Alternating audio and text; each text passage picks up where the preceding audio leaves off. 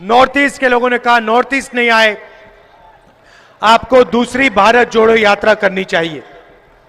और इसीलिए हम मणिपुर से लेकर महाराष्ट्र तक दूसरी भारत जोड़ो न्याय यात्रा करने निकले हैं।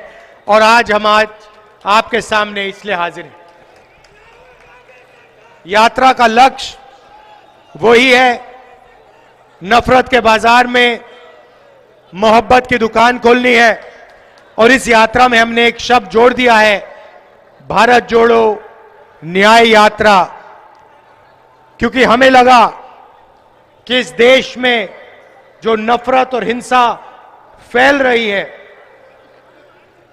उसका कारण अन्याय है। देश में किसानों के खिलाफ, गरीबों के खिलाफ, बेरोजगार युवाओं के खिलाफ सामाजिक अन्याय, आर्थिक अन्याय, अलग अलग तरीके के अन्याय हो रहे हैं। और इससे लोगों को दर्द हो रहा है, दुख हो रहा है। और इसीलिए देश में नफरत और हिंसा फैल रही है। अरबपतियों के लिए काम किया जा रहा है, किसानों की जमीन छीनी जा रही है, गरीबों की जमीन छीनी जा रही है, महंगाई बढ़ती जा रही है, बेरोजगारी बढ़ती जा रही है। मगर इसके बारे में टीवी में आपको कभी नहीं दिखेगा। कभी टीवी में आपने देखा है कोई पत्रकार कह रहा है कि भैया देश में महंगाई बढ़ती जा रही है? कभी देखा? मोदी मीडिया,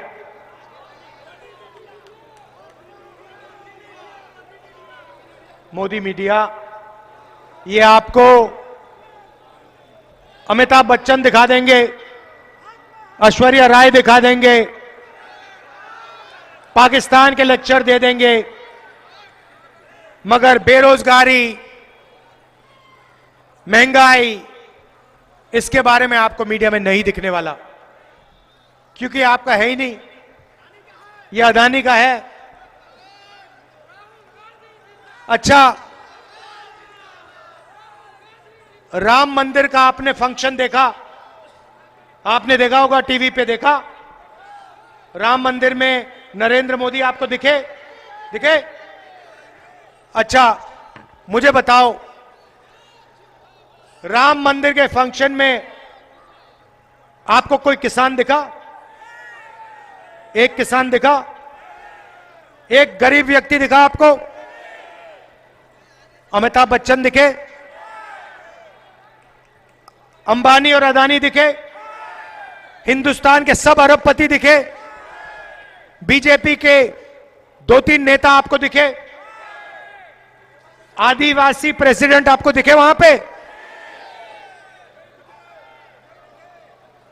राष्ट्रपति के लिए जगह नहीं थी, गरीबों के लिए जगह नहीं थी, मजदूरों के लिए जगह नहीं थी, बेरोजगार युवाओं के लिए जगह नहीं थी। मोदी जी के लिए, अदानी जी के लिए, अंबानी जी के लिए, अरबपतियों के लिए लाल कालीन लगा हुआ था।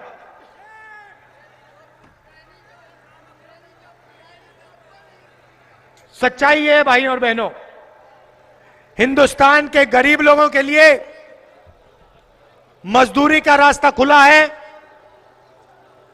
कॉन्ट्रैक्ट लेबर का रास्ता खुला है, बेरोजगारी का रास्ता खुला है, भूख का रास्ता खुला है। अगर आप अरबपति हो, नरेंद्र मोदी जी के मित्र हो, जो भी आपको जमीन चाहिए ले लो, जो भी एयरपोर्ट चाहिए ले लो, रेलवेज चाहिए ले लो, मोबाइल फोन जो भी चाहिए आपको मिल जाएगा। 2 हिंदुस्तान बन रहे हैं, एक 1% वाला, उसमें ये प्राइवेट हवाई जहाज में उड़ते हैं, वो हिंदुस्तान आपको टीवी पे दिखेगा। उसमें एक तरफ ऐश्वर्या राय नाचती हुई दिखेगी, डांस होगा वहां पे, दूसरी तरफ बल्ले बल्ले करके अमिताभ बच्चन निकलेंगे, शाहरुख खान दिखाई देंगे, विराट कोहली दिखेंगे, इंडिया की क्रिकेट टीम दिखेगी। वहां आपको एक भूखा नहीं दिखेगा, वहां आपको एक बेरोजगार नहीं दिखेगा, आपको एक अग्निवीर नहीं दिखेगा। तो ये दो हिंदुस्तान है। भाइयों और बहनों, इस यात्रा में हमने न्याय शब्द इसलिए जोड़ा है क्योंकि हम आपके साथ न्याय की बात करना चाहते हैं, देश को जोड़ने की बात करना चाहते हैं, एकता की बात करना चाहते हैं। यात्रा में हम लंबे भाषण नहीं देते, आपके बीच में आते हैं, 6-7 घंटे आपके साथ बातचीत होती है। जो भी किसानों के दिल में होता है, बेरोजगार युवाओं के दिल में होता है, मजदूरों के दिल में होता है, छोटे व्यापारियों के दिल में होता है, आप खुल के हमें बताइए। 7-8 घंटे आप अपनी बात रखिए, उसके बाद शाम को 15 मिनट हम अपनी बात रखते हैं। जो आपने हमें बताया, जो हम सीखे, जो आपका दर्द है, जो आपके दिल में दुख है, उसको हम अपने स्टेज से आपके सामने रखते हैं। लक्ष्य है कि जो अन्याय हो रहा है उसके खिलाफ कांग्रेस पार्टी, इंडिया गठबंधन और देश की जनता एक साथ खड़ी हो जाए। अंत में भाइयों और बहनों, दो विचारधाराओं की लड़ाई है। एक विचारधारा भाई को भाई से लड़ाती है और आपके जेब में से धन निकालकर 2-3 अरबपतियों को पकड़ा देती है। और दूसरी विचारधारा नफरत के बाजार में मोहब्बत की दुकान खोलती है और जो आपका हक है, आपका जो धन है, वो आपके हवाले कर देती है।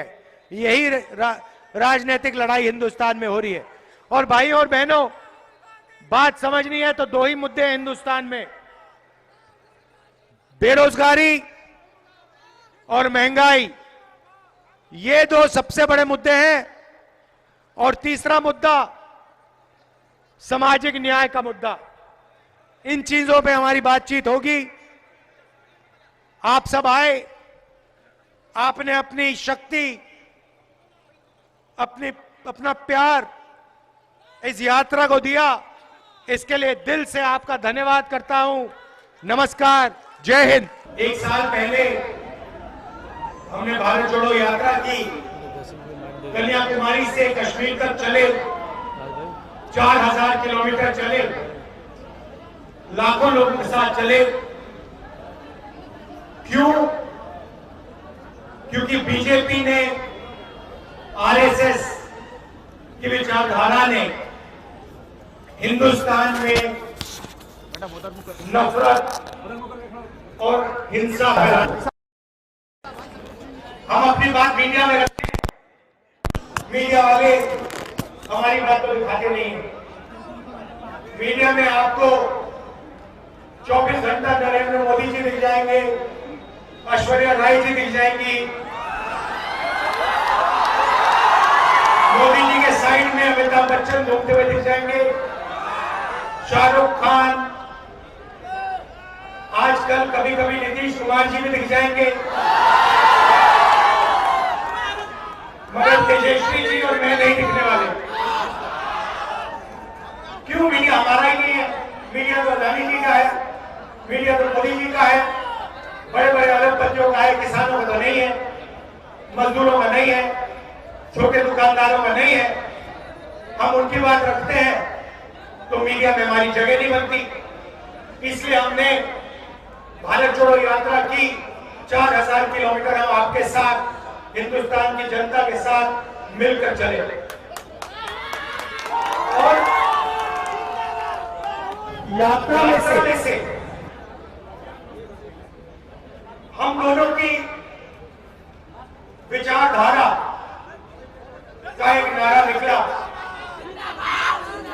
किसी ने लिखा नहीं, अपने आप भीड़ में से एक नारा निकला। एक आदमी आता है, मेरी ओर दौड़ते हुए आता है, मुझे कहता है राहुल जी, ये आप 4000 किलोमीटर चल रहे हो, मैं जानता हूं आप क्या कर रहे हो। मैंने कहा बताओ क्या कर रहा हूं। कहता है आप नफरत के बाजार में मोहब्बत की दुकान खोल रहे हो। और यही हमारी विचारधारा है। आप तेजस्वी जी का चेहरा देखो, ठीक से देखो, ये आपको हर टाइम मुस्कुराते हुए दिखेंगे। ये देखो मुस्कुरा रहे हैं। लालू जी आपको मुस्कुराते हुए दिखेंगे। कांग्रेस पार्टी के हमारे नेता बने वो सब मुस्कुरा रहे हैं। और बीजेपी के नेताओं को चेहरा देखो, नरेंद्र मोदी को देखो, अमित शाह को देखो, राजनाथ सिंह को देखो, तो चेहरा ऐसे होता है। पता नहीं क्या हो गया इन लोगों को, ये खुशी नहीं होते, नफरत फैलाते हैं और 24 घंटा किसी ना किसी के बारे में उल्टी सीधी बात करेंगे। हम मोहब्बत की दुकान खोलते हैं और आप सब कांग्रेस के कार्यकर्ता, आरजेडी के कार्यकर्ता 24 घंटा मोहब्बत की दुकान खोलिए, लोगों को जोड़िए। और ये जो बीजेपी के लोग नफरत फैलाते हैं, इसके खिलाफ हम मिलकर एक साथ लड़ेंगे और जीतेंगे। ये देश नफरत का देश नहीं है, ये देश मोहब्बत का और भाईचारे का देश है। आपके खून में, आपके डीएनए में नफरत नहीं है, मोहब्बत और भाईचारा आदर है। यात्रा में हमने हजारों लोगों से पूछा कि भाई देश में ये जो नफरत का माहौल बन रहा है, इसका कारण क्या है। किसानों से पूछा, मजदूरों से, छोटे छोटे बच्चों से पूछा, युवाओं से पूछा, और सब ने कहा राहुल जी नफरत का कारण डर है और डर का कारण अन्याय है। ये देश के हर कोने कोने में आप किसी भी गरीब व्यक्ति से पूछ लो, हर रोज इस देश के हर कोने कोने में अन्याय होता है। आर्थिक अन्याय, सामाजिक अन्याय, किसानों के खिलाफ अन्याय, युवाओं के खिलाफ अन्याय, महिलाओं के खिलाफ अन्याय। जहां भी आप देखो अन्याय ही अन्याय दिखेगा। ये देखो एक और अन्याय के बारे में बोला, आर्मी की भर्ती नहीं करवाया। भाई एक और बात, अब एक नई चीज निकली है। अब अगर हिंदुस्तान का एक सैनिक, एक जवान शहीद होगा तो उसे शहीद का दर्जा दिया जाएगा। मगर अगर एक अग्निवीर जिसके दिल में वही भावना है जो जवान दूसरे जवान के दिल में है, अगर वो शहीद होगा तो आर्मी और हिंदुस्तान की सरकार उसे शहीद का दर्जा नहीं देगी। दो तरीके के शहीद बना दिए इन लोगों ने, एक अग्निवीर वाला जिसको कोई इज्जत नहीं मिलेगी, और दूसरा जो आर्मी वाला, रेगुलर आर्मी वाला। अग्निवीर को ना कैंटीन मिलेगी, ना पेंशन मिलेगा और ना शहीद का दर्जा मिलेगा। अब भैया ये बताओ, ये धोखा क्यों हो रहा है? नहीं भाई, क्योंकि ये हिंदुस्तान की डिफेंस का बजट जो है, ये जवानों की ट्रेनिंग में नहीं डालना चाहते, ये जवानों की रक्षा में नहीं डालना चाहते। ये अदानी के लिए हथियार खरीदने के लिए हिंदुस्तान के बजट का पूरा पैसा उसको दे लेना चाहते हैं, इसलिए हुआ ये। हाँ अच्छा ठीक है, चलो अग्निवीर की बात छोड़ो, रेलवे की बात करो। रेलवे में अगर बिहार का युवा रोजगार चाहता है, आज उसको मिल सकता है? कर लो जितने एग्जाम करने हैं, आपको ना सेना में भर्ती मिलेगी, ना रेलवे में मिलेगी, ना किसी पब्लिक सेक्टर यूनिट में मिलेगी। क्यों?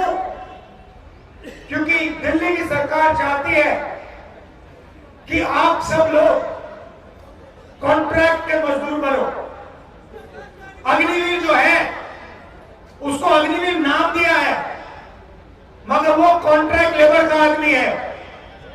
सच्चाई ये है, उसे जब भी उनको निकालना हो निकाल सकते हैं, बिना पूछे, बिना पेंशन, बिना मदद, बिना कुछ उसको उन्हें बाहर देख सकते हैं। यही सारे के सारे पब्लिक सेक्टर यूनिट्स के साथ ये हो रहा है। अब मजे की बात आपको बताता हूं, हिंदुस्तान में पिछड़ों की आबादी कितनी है बताइए? अच्छा एक बात बताओ, यहां पे पिछड़े वर्ग के लोग हैं, हाथ उठा के दिखाओ। ये देखा पिछड़े वर्ग को हो ना? आज भी हिंदुस्तान में आबादी कितनी है? 50%। हिंदुस्तान में पिछड़ा वर्ग 50% है। दलित वर्ग कितना है? 15%। आदिवासी वर्ग कितना है? 8%।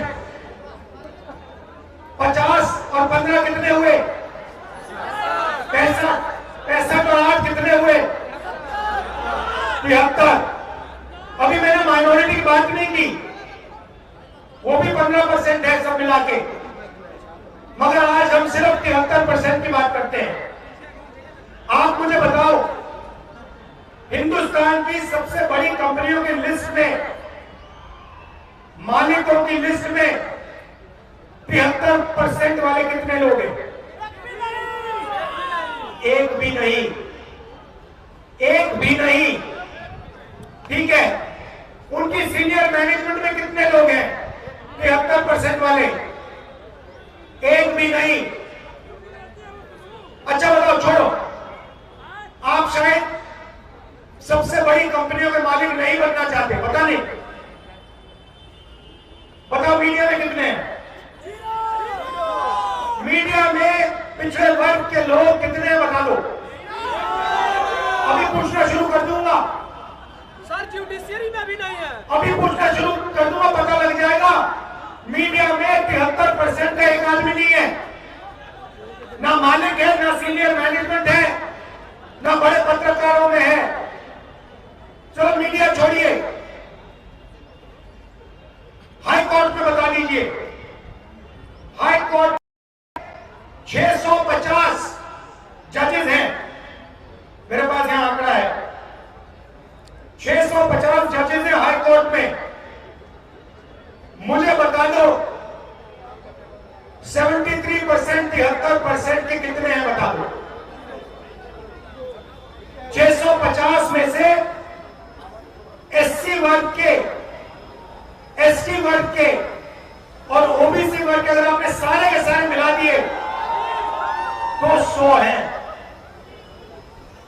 तो कोर्ट में भी आपकी हिस्सेदारी नहीं, कॉर्पोरेट हिंदुस्तान में आपकी हिस्सेदारी नहीं, मीडिया में आपकी हिस्सेदारी नहीं। प्राइवेट अस्पताल की लिस्ट, प्राइवेट यूनिवर्सिटी कॉलेज की लिस्ट निकालो, उसमें आपका एक मालिक नहीं मिलेगा, सीनियर मैनेजमेंट में आपका एक आदमी नहीं मिलेगा। तो ना कोर्ट्स में, ना कॉर्पोरेट इंडिया में, ना मीडिया में, ना हाई कोर्ट में, ना प्राइवेट अस्पतालों में, ना पब्लिक सेक्टर में, कहां हो आप लोग? ये 73% आबादी कहां है? ये जो सबसे पहले आप बेरोजगार, और जिनको रोजगार मिलता है वो कॉन्ट्रैक्ट लेबर वाले हैं। कॉन्ट्रैक्ट लेबर जो दिहाड़ी मजदूरी करते हैं उनकी लिस्ट निकालो। और आपको उसमें दलित, आदिवासी और पिछड़े मिलेंगे। गरीब जनरल कास्ट के थोड़े से मिलेंगे, मगर पूरी की पूरी लिस्ट 73% से भरी होगी। और अगर आप सीनियर ब्यूरोक्रेसी में देखो, हाई कोर्ट में देखो, कॉर्पोरेट इंडिया में देखो, मीडिया में देखो, आपका एक आदमी नहीं मिलेगा। आपने मीडिया में कभी किसान का चेहरा देखा है? मजदूर का देखा है? अच्छा बताओ, आप सब ने राम मंदिर का इनॉग्रेशन देखा? देखा टीवी पे? देखा? मोदी जी ने राम मंदिर का पूरा इनॉग्रेशन किया, देखा आपने? अच्छा मुझे बताओ, उसमें आपको अदानी दिखा, अंबानी दिखा, अमिताभ बच्चन दिखा, ऐश्वर्या राय दिखी, हिंदुस्तान के सब एक्टर दिखे? उसमें आपको गरीब किसान दिखा, मजदूर दिखा? कहां थे वो लोग? वो भैया मजदूरी कर रहे थे, वो भूखे मर रहे थे, वो बेरोजगार हैं।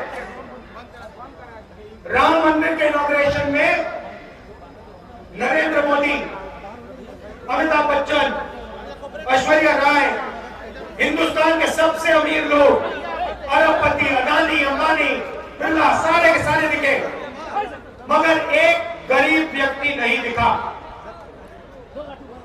एक किसान नहीं दिखा, एक मजदूर नहीं दिखा, एक छोटा दुकानदार नहीं दिखा। दो हिंदुस्तान बन रहे हैं, एक 10-15% वाला पूरा का पूरा धन इनके हाथ में, मीडिया इनके हाथ में, ब्यूरोक्रेसी इनके हाथ में, हिंदुस्तान का बिजनेस का सिस्टम इनके हाथ में, और आप लोग भूखे मरो, मजदूरी करो। ये है अन्याय। सबसे पहला कदम सामाजिक न्याय का जाति जनगणना है। मतलब ये पता लगाना है दलित कितने, आदिवासी कितने, पिछड़े कितने, और उसके बाद ये पता लगाना है धन किसके हाथ में है। धन पिछड़ों के हाथ में कितना है, किसानों के हाथ में कितना है, दलित आदिवासियों के हाथ में कितना है, गरीब जनरल कास्ट के हाथ में कितना है। जाति जनगणना, जैसे आपको चोट लगती है, अस्पताल जाते हो, एक्सरे कराते हो ना, हाथ टूटता है तो, जाति जनगणना देश का एक्सरे है। इससे दूध का दूध, पानी का पानी हो जाएगा, सबको पता लग जाएगा सोने की चिड़िया का धन किसके हाथ में है। क्रांतिकारी कदम है, और जैसे ही हमारी सरकार, इंडिया की सरकार आएगी, हम जाति जनगणना को पूरे देश में करके दिखाएंगे। कुछ ही दिन पहले हमने किसानों के लिए एमएसपी की लीगल गारंटी दी है। हम कानूनी गारंटी देंगे कि हिंदुस्तान के किसानों को सही एमएसपी दी जाए। ऐतिहासिक क्रांतिकारी कदम है। तो मैं आपसे यह कहना चाहता था कि सामाजिक अन्याय हो रहा है, आर्थिक अन्याय हो रहा है, किसानों के खिलाफ अन्याय हो रहा है। नरेंद्र मोदी जी ने किसानों का कितना कर्जा माफ किया है? 1 रुपया नहीं किया। हिंदुस्तान के 20-25 अरबपतियों का कितना कर्जा माफ किया? 16 लाख करोड़ रुपए। 16 लाख करोड़ रुपए हमने किसानों का कर्जा माफ किया। 70,000 करोड़ रुपए हमने माफ किया था। और उस टाइम सारे मीडिया ने कहा, देखो यूपीए की सरकार पैसा जाया कर रही है, किसानों को आलसी बना रही है। तो जब किसानों का कर्जा माफ होता है, मीडिया कहती है किसानों को आलसी किया जा रहा है। और जब नरेंद्र मोदी 15-20 लोगों का 16 लाख करोड़ रुपए कर्जा माफ करता है तो फिर एक शब्द नहीं कहते ये लोग। मोदी मीडिया एक शब्द नहीं कहता। तो इसी अन्याय के खिलाफ हमने ये यात्रा निकाली। आप सब आए, आपने यात्रा की मदद की, अपनी शक्ति दी, प्यार दिया। मैं आप सबका, तेजस्वी जी का, आरजेडी के जो नेता हैं, कांग्रेस पार्टी के नेता हैं, आप सबका दिल से धन्यवाद करता हूं कि आप यहां आए और आपने हमारे साथ खड़े होकर भारत छोड़ो यात्रा में, भारत छोड़ो न्याय यात्रा में आपने हमारी मदद। बहुत बहुत धन्यवाद। नमस्कार, जय हिंद। न्याय का हक मिलने तक।